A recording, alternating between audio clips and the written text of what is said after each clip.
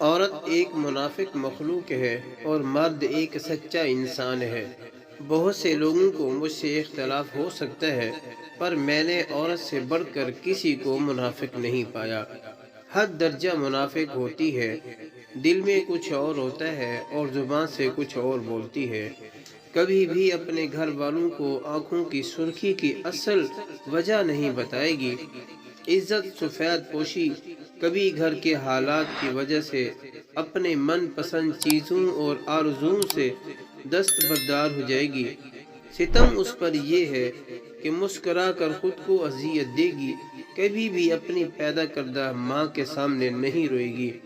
ہاں، یہ ضرور کہے گی سر میں درد تھا، بھائیوں کی رازدار بن جائے گی، کبھی بھی انہیں اپنے دل کی بات نہیں بتائے گی، مسکراتی رہے گی، ایک دن چپ چاپ مر جائے گی، تب بھی یہ نہیں بتائے گی ہارٹ اٹیک کی اصل وجہ کیا ہے۔